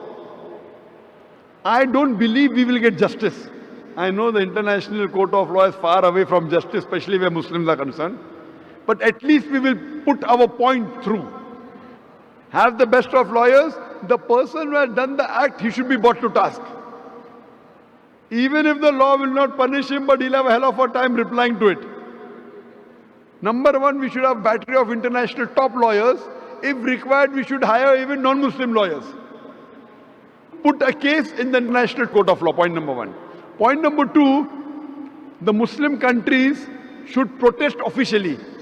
Through the foreign ministers of the country, they should protest through the ambassadors in that country that what has happened is wrong. Whichever country is involved in doing this act, all the Muslim countries through the foreign ministry, through the ambassador should protest, number two. Number three, we should give an intellectual reply to that act. Intellectual reply to satanic verses, intellectual reply to Danish cartoons, intellectual reply to Lajja or to innocence of Muslim. Strategy number four, if we know the country involved in the act, if we know there is a dealing with the Muslim countries, there should be a ban in importing their products. The best example is during Danish cartoons, Denmark wasn't interested in listening to Muslims. So all the Gulf countries got together and they said, we banned the products of Denmark. They went in a loss of more than $1 billion. Then they wanted to sit across the table. Put a sanction against that country. If you believe in freedom of speech, we believe in freedom of using what we want. It's our wish whether we want to use Danish products or not. The moment there was a sanction against the Danish products, Denmark wanted to talk to the Muslims. This is strategy number 4. Strategy number 5, all the Muslims throughout the world should protest via email, via letters, via fax. Protest to the person who's involved, the organization involved or the country involved. At last, there should be a mass peaceful protest. There should be a show of strength, a peaceful protest, but it should be peaceful. We should not damage the property of another country, should not hurt innocent people, should not indulge in violence. It is prohibited. We should not kill anyone of the same community. As I said earlier, it is haram in Islam. There should be a mass peaceful protest. A show of strength should be there. Millions of people should gather together, but it should be a peaceful march. We should not indulge in violence. If Muslims get together and do it intellectually, inshallah, we can give a fitting reply to such things. Hope that answers the question. Thank you. Can we have the next question from the mic? Malaysia is a multiracial and multi-religious country. So if the Hudud law were to be implemented, how should we do it? The brother has a question that Malaysia is a multiracial country. If Hudud law has to be applied, how should it be applied? Brother, I don't know the constitution of Malaysia. I'm just a traveler. What Islam says, I can tell you. Malaysia, I'm not the right person to have asked. Quran says, Fas'alu ahli zikri in kuntum la ta'lamun. Ask the person who is expert. I'm not expert in Malaysian law. I have not studied the constitution of Malaysia. So I will not know what does Malaysia say. I can say, what does Quran say? Quran has given capital punishment for certain crimes. That I can comment on. For example, if someone commits rape, in Islam, it's capital punishment. People may say, oh, capital punishment in this age of science and technology, Islam is a barbaric religion, merciless religion. I normally say, and I've asked this question to many non-Muslims, thousands of them. If God forbid, someone rapes your mother, and if the rapist is brought in front of you, and if you are made the judge, what punishment will you give that rapist? Brother, God forbid somebody rapes your mother, and if the rapist is brought in front of you, what punishment will you give him? Brother? Capital punishment. Capital punishment, correct. So when I asked this question to non-Muslims, 100% gave the same reply. So when someone rapes your mother, you want to give capital punishment. When somebody rapes somebody else's mother, you say capital punishment is wrong. So in Islam, for certain crimes which involve fasad, corruption in the world, in this life, there is capital punishment. And I'm asking you the question, that before capital punishment, there's a rule called hijab in Islam, that the woman should be properly dressed up in hijab. The man, when he looks at a woman, he should lower his gaze. Surah Nur, chapter number 24, verse number 30 and 31. So in Islam, the woman should be dressed up modestly with hijab, and a man should lower his gaze. After that, if anyone rapes, capital punishment. I'm asking you the question today, you know America. People look up to America as the most advanced country in the world. Do you know the maximum rapes in any country in the world? It is USA, America. According to statistics of 1990 FBI report, every day on an average 1,756 rapes took place. According to statistics of 1996 US Department of Justice, every day 2,713 cases of rape took place. That means every 32 seconds, one rape is taking place. You know, we are in this auditorium for the past 3.5 hours. Already 350 rapes have taken place in USA since the time we are here.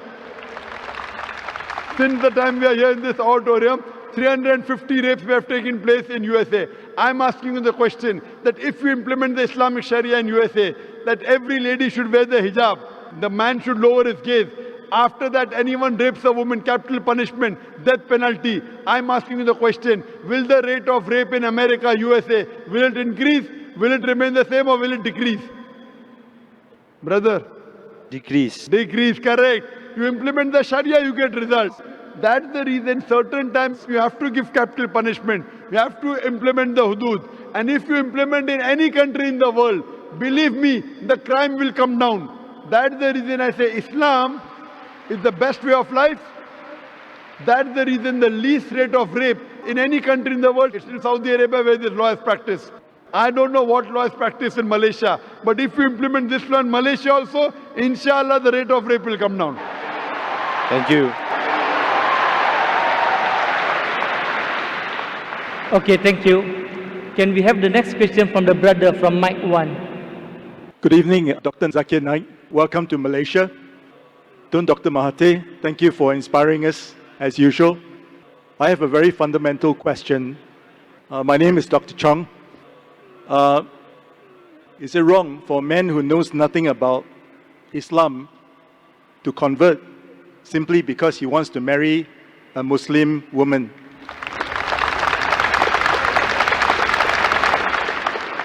Is it wrong for non-Muslim, if he doesn't know about Islam, to convert only because he wants to marry a Muslim girl? Correct. Is it wrong? Brother, it is not recommended, but it's not wrong, it is correct because he's coming closer to the truth. Better would be that the person reads Islam, understands Islam, and accepts it and then marry, rather than he's only converting for marriage. But even if he converts only for marriage, you know, many a time love is blind. But that may be one of the stepping stones for coming towards the truth. So if he only converts because of marriage, as long as he practices Islam after that, no problem. But better would be he reads Islam, understands, accepts it, and then marries, rather than only for namesake become a Muslim and then marry. But many a times I know personally, many non-Muslims who only accept Islam because of marriage, but later on they become practicing Muslims. Main important is the end result. If the end result is if he converts for namesake, but after a few years practices Islam correctly, then no problem. But better would be he understands the religion, accepts it, and then marries. But even if he accepts it without understanding, as long as he practices correctly, there is no problem. Hope that answers the question. Thank you. Do we have a question from the brothers, mic at the back, non-Muslim brother? Hello, good evening. This is Sunny from China. My question is about the positioning of women in Islam. I'm just wondering, why does it happen that men can marry a few women? Well, it doesn't work on women. Why is it considered to be immoral or not appropriate for women to marry a few men? Thank you. The brother asked a question, in Islam, a man can have more than one wife. But why can't a woman have more than one husband? Yeah. Why is polygyny allowed in Islam, but polyandry not allowed? That's the correct word. Polygyny is a man having more than one spouse. Polyandry means woman having more than one husband. As far as why in Islam are men allowed to have more than one wife, let me tell you, Quran is the only religious book on the face of the earth which says marry only one. If you read any other religious book besides the Quran, no religious book says marry only one. You read the Bible, you read the Vedas, you read the Ramayana, you read the Mahabharata. No religious scripture says marry only one except the Quran. If you read Ramayana, Sri Ram's father, King Dashrath, he had more than one wife. If you read Mahabharata, Shri Krishna, how many wives he had? 4, 10, 100, 1000, 16,108 wives. So if Krishna can have 16,108 wives, so why can't Muslims have maximum 4? When you read the Old Testament, the Jewish scriptures, Abraham, according to the Bible, peace be upon him, had 3 wives. Solomon had 700 wives. According to the Hindu scriptures, you can marry as many as you wish. According to the Jewish scriptures, you can marry as many as you wish. According to the Christian scripture, you can marry as many as you wish. It is the rabbi who has said that Jews should marry only one. Rabbi Gonsenjam Yehuda, he passed a synod that Jews should marry only one. According to Christianity, according to the Bible, you can marry as many as you wish. It is the church which has put a restriction that Christians should marry only one. Same way in the Hindu scriptures, you can marry as many as you wish. It is the Indian Penal Code. There's a law passed in 1954 that the Hindu should marry only one in the Hindu Special Marriage Act. So according to the Hindu scriptures, other religious scriptures, you can marry as many as you wish. Let's try and analyze what does Quran say. Quran says in Surah Nisa, chapter number 4, verse number 3, marry women of your choice in 2s, 3s or 4s, but if you can't do justice, marry only one. This statement, marry only one, is only given in the Quran and no other religious scripture. Let us analyze the logical reasons why Islam permits certain men to have more than one wife. By nature, male and female are born in equal proportion. But as life goes on, you ask any pediatrician, he will tell you that the female child is medically a stronger sex as compared to male child. That's the reason you find more male children dying as compared to females. So in pediatric age itself, there are more females as compared to males. As life goes on, there are deaths due to wars, due to accidents, due to alcohol.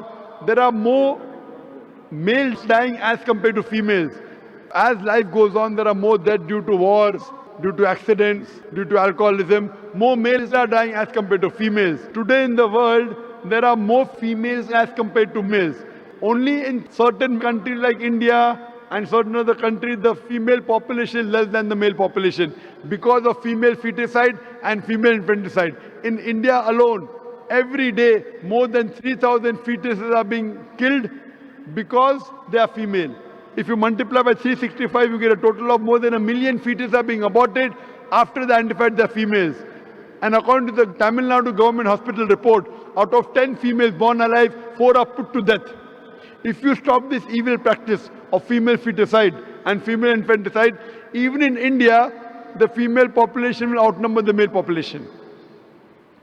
If you do a statistic survey today, most of the countries have got more females as compared to male. In USA alone, there are 4.6 million females more than males. In UK alone, there are 1.6 million females more than males. In Russia alone, there are 10.3 million females more than males. And God alone knows how many females are more than males throughout the world. Suppose my sister happens to live in America, in USA, and the market is saturated. Every man has found a wife for himself. Yet there will be 4.6 million females who will not find life partners. Or suppose your sister happens to live in America, in USA, and the market is saturated. Every man has found a woman for himself. Yet there will be 4.6 million females who will not find life partner. And suppose your sister or my sister happens to be amongst those 4.6 million females who have not found life partners. The only option for her is she either marries a man who already has a wife or becomes public property. You say public property, such a harsh word. It is the most sophisticated word I can think of. There is no other option. And any woman would prefer marrying a man who already has a wife than becoming public property. So today, there are more females in the world as compared to males. And that's the reason Islam has allowed men to have more than one wife to protect the modesty of the woman. I do agree that no woman would normally like to share the husband. It is human nature. But in Islam, the Sharia says, let a small loss take place to prevent a big loss. A good Muslimah would not mind sharing a husband to prevent the other women from becoming public property. Now coming to your second question. If Islam allows a man to have more than one wife, then why doesn't Islam allow a woman to have more than one husband? If women are allowed to have more than one husband, then this problem will multiply more. Point number one. Point number two, if a man who has multiple wives, if the child is born, you can identify who is the mother, who is the father. But if a woman has more than one husband, and if a child is born, you can identify the mother, but you won't be able to identify the father. So if you go to admit your child in school, and if they ask you what is the name of the father, you may have to give two names. Today there is DNA testing, you can come to know who the father and who the mother, but that recently, previously did not have. But there are many other reasons why a woman cannot have more than one husband. Quran says in Surah Nisa, chapter number 4, verse number 24, that a woman who is married should not marry again. Furthermore, today science tells us that there are various psychological changes a woman undergoes during a menstrual cycle. And it's difficult for her to do the role of multiple wives, which is possible for a man to do the role of multiple husbands. Furthermore, today science tells us that if a man has multiple sexual partners and all are loyal to each other, there is no medical problem. But if a woman has multiple sexual partners, even if all are loyal, there are chances of sexually transmitted diseases, STD and VD emerging. So that's the reason this sexual transmitted disease will emerge if a woman has multiple sexual partners, and it can be transmitted back to the husband. That's the reason in Islam, a man is allowed to have more than one wife, but a woman is not allowed to have more than one husband. Thank you. Can we have the next question from the brother? Good evening. My name is Mahisan. I'm from Singapore. I work for a shipping company as a superintendent. I'd like to thank you and the organizers here for giving this opportunity. My question is, suppose if only Muslims are sent to heaven immediately after death, before Judgment Day, what will be the position of good non-Muslim souls such as Gandhi and Mother Teresa, who are jihadis in their own rights for their own beliefs? Thank you. The brother asked the question that if Muslims die, immediately they go to heaven. What about good non-Muslims like Gandhi and Mother Teresa? What will happen to them who are jihadis in the right? Point number one, the moment a Muslim dies, he doesn't go to Jannah. That's a misconception. After a human being dies, he goes into barzakh, dormant. All the human beings will be resurrected on the day of judgment. After the day of judgment, all those who pass the test will go to Jannah. All those who fail the test will go to hell. All the people who claim to be Muslims will not go to Jannah. The criteria to go to Jannah is given in Surah Al-Asr. And regarding a question, what will happen to those non-Muslims who are good like Mother Teresa and Gandhi, etc.? When I was in school, I did my ICSE. There were 6 compulsory subjects you had to pass in. 6. Mathematics, English, Science, Hindi, Geography, History. I'm asking you a question. I pass in 5 subjects, 100 out of 100. In one subject, Science, I fail, I get 10 out of 100. Will I pass under 10? No, correct. Similarly, to go to Jannah, there are 4 things required according to Surah Al-Asr, chapter number 103, verse number 1 to 3. Wal as innal insana fi khusr illa allazina amanu wa amilu salihati wa tawasaw bil haqq wa tawasaw bis sabr. By the token of time, man is verily in a state of loss, except those who have faith, those who have righteous deeds, those who exhort people to truth, those who exhort people to patience and perseverance. For any human being to go to Jannah, to go to paradise, he requires minimum 4 things. He requires faith. Believe in one God, should not do idol worship, should not believe human being as God, should not believe Jesus Christ is God, peace be upon him, should not do idol worship, belief. Second is righteous deed, do good deeds. Third is exhorting people to truth. Fourth is exhorting people to patience and perseverance. You talk what will happen to Mother Teresa. As far as my knowledge goes, Mother Teresa was a Christian and she believed Jesus is God. So in Iman, she fails. Even in other 3, she gets 100 out of 100. In Iman, she has failed. Will she pass the test? No. She may be very good. Same thing with Gandhi. As far as my information goes, Gandhi used to do idol worship. If you have in faith, they fail. Maybe in good deeds they might have got good marks, maybe. Even if I agree they have got good marks in good deeds, if they fail, because the biggest sin in Islam, according to Surah Nisa chapter 4, verse number 48, and Surah Nisa chapter 4, verse number 116, Allah will forgive any sin if He pleases. But He will never forgive the sin of shirk, associating partners with God. So anyone who associates partners with God, and if he dies as a mushrik, he will never go to Jannah, he will go to hell. Even those who claim to be Muslim, they will not go to Jannah unless they have faith, they do righteous deed, they do dawah, exhort people to truth, and exhort people to patience and perseverance. Only those people who have namesake, Naam, Zakir, Abdullah, Sultan, Muhammad will not go to Jannah. They have to pass in all these 4 criteria, then they'll go to Jannah. Hope that answers the question. Thank you. Any question from the sister? Bismillahirrahmanirrahim. Assalamualaikum, Doctor. First, can I ask 3 questions? Only one question. Choose the best question that you want to ask. No, the 3 questions is related. Doctor can choose to answer 3 in 1, inshallah. Can I? Pose your one question, sister. Okay. Don't you think that the world will assume the Muslims as being terrorists to their own brothers and sisters in Syria? Thank you. Sisters asked the question, wouldn't the world assume Muslims to be terrorists against their own brothers and sisters in Syria? That is a political war. That's a political war. In Islam, and as you said, Shia, Sunni, in Islam, there are no sects.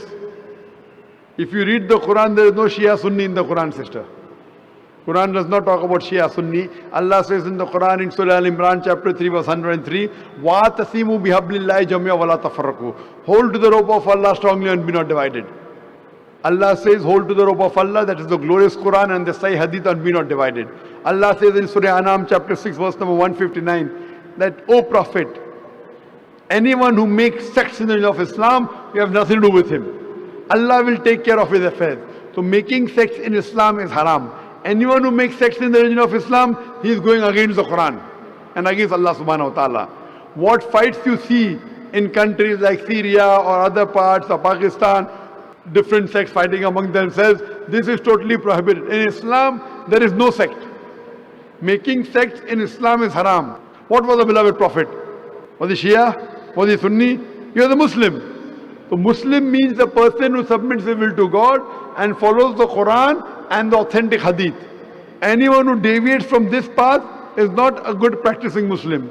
So if all the Muslims read the Quran and come closer to Quran and Sunnah, inshallah we will be again top of the world. Today Muslims are down because we have gone away from Quran and Sunnah. You should read the translation of the Quran and read the Sahih Hadith, and inshallah Muslim will be on top of the world.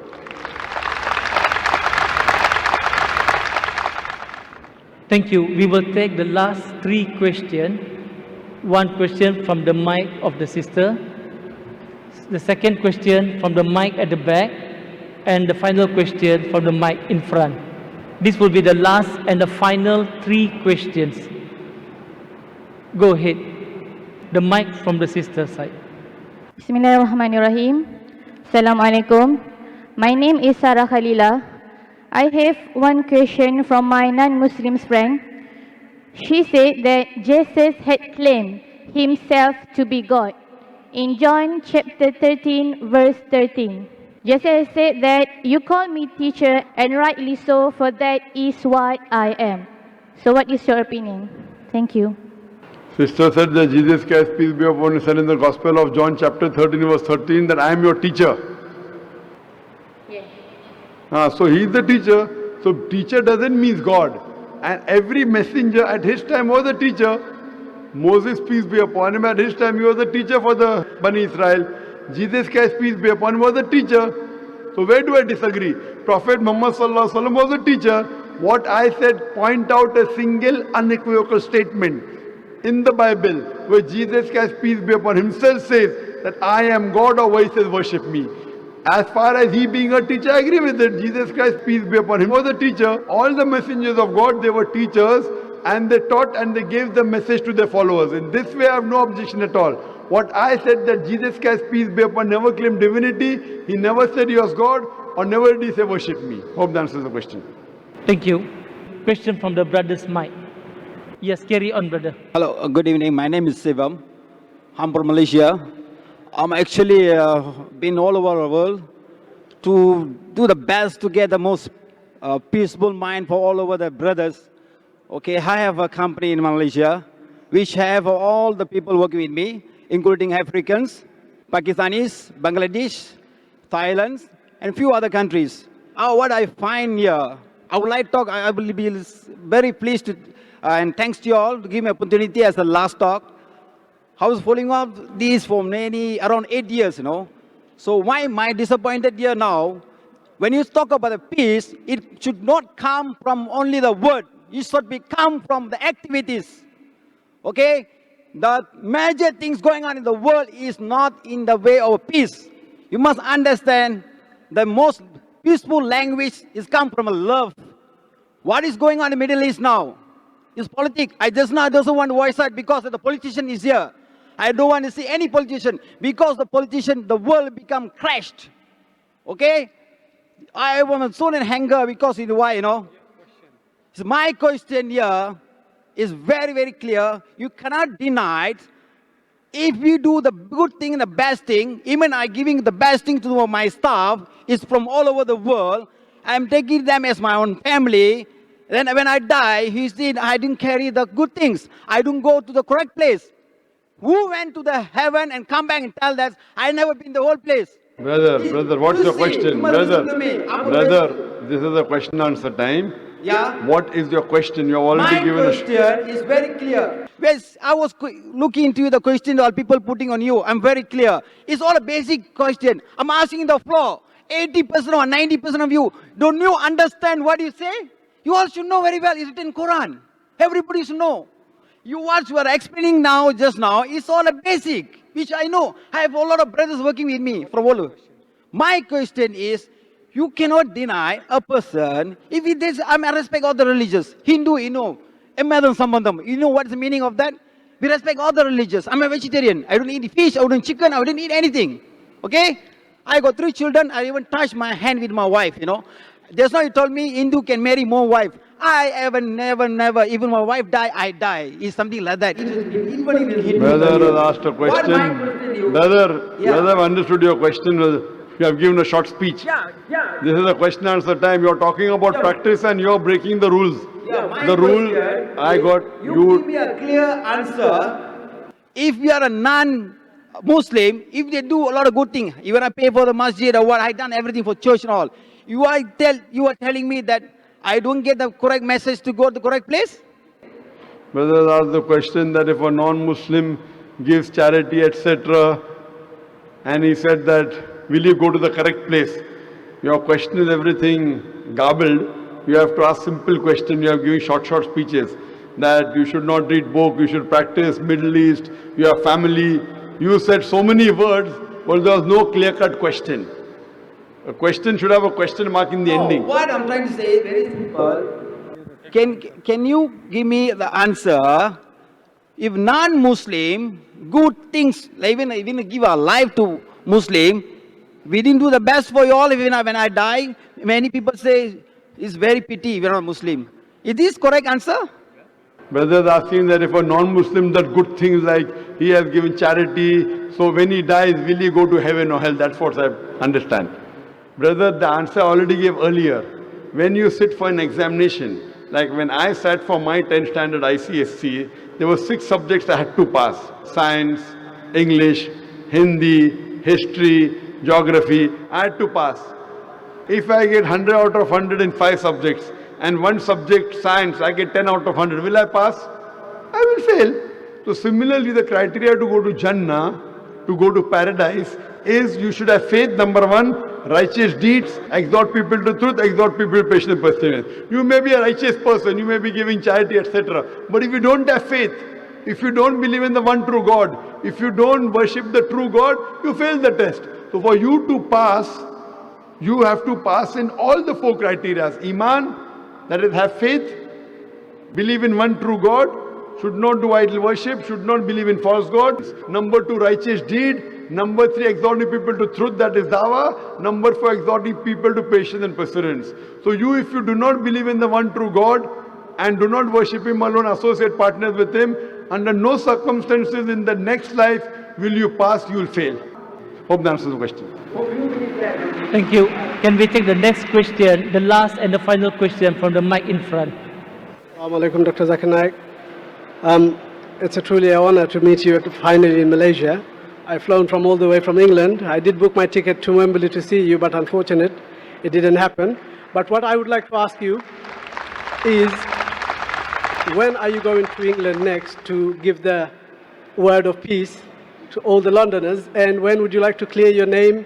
And what are you doing about it to go there? Jazakallah. That was the question, when am I going to London to give a speech? And what am I doing to clear it? Brother, when your Home Secretary allows me, I'll come. Or when your government allows me.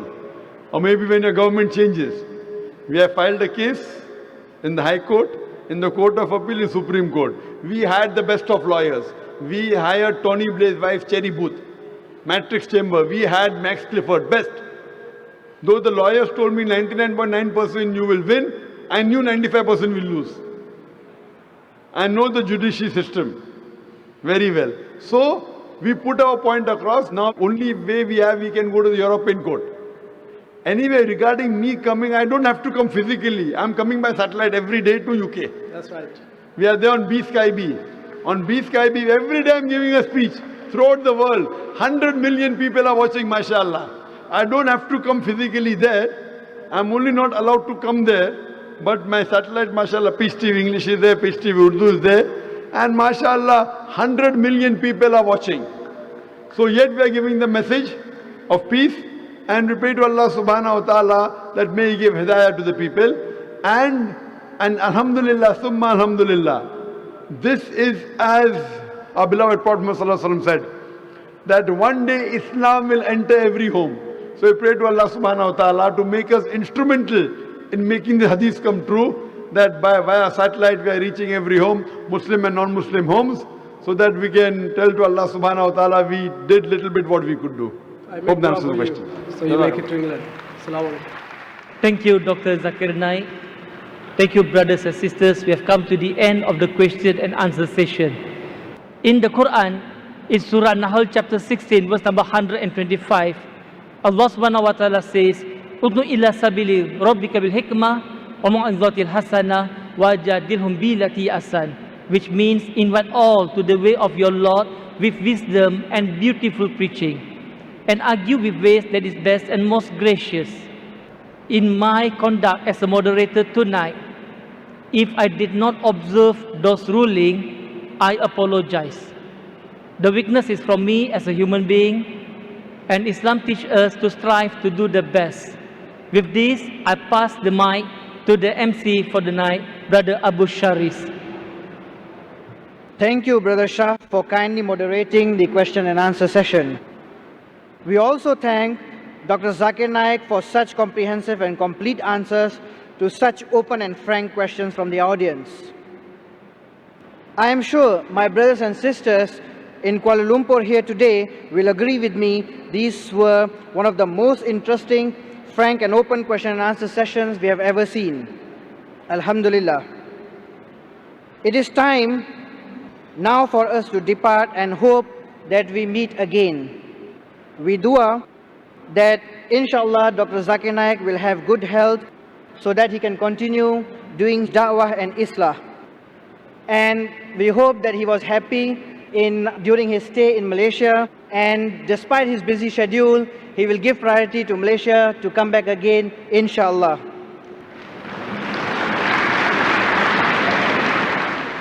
I am sure all of you, those present here, and the millions watching us on Peace TV will agree with us that Islam is a religion which teaches peace, solidarity, tolerance, and understanding. With this, we come to the end of our program today. Drive safely. Fi amanallah. Wa billahi tawfiq wal hidayah. Wa akhir da'wa walhamdulillahi rabbil alameen. Assalamu alaikum wa rahmatullahi wa barakatuh.